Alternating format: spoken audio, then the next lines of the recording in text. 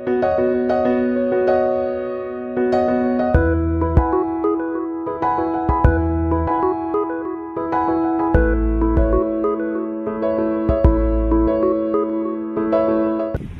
I was expecting today to start talking a little bit about the DJI Osmo Pocket hyperlapse, but given what I saw on the news today for the new drones that DJI is going to be coming out with, I think it's more appropriate to talk a little bit about those.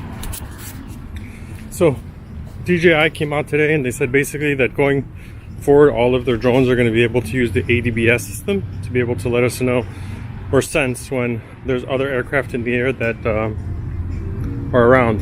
You know, a lot of people may think that this is a bad thing, they're not going to like this, but I think this is something really good, and in the long run it should end up giving us the opportunity to be able to fly our drones maybe in areas that we otherwise can't right now.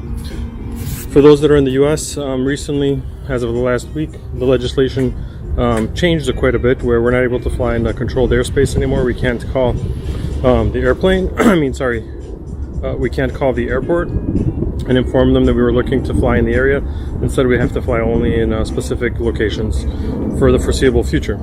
Well, I think with this new ADB-Sense thing that DJI is looking to come out with, it's only going to be something that's going to help us, and it's going to allow us to fly in areas that we otherwise weren't able to, because we're able to now see where the other aircraft are.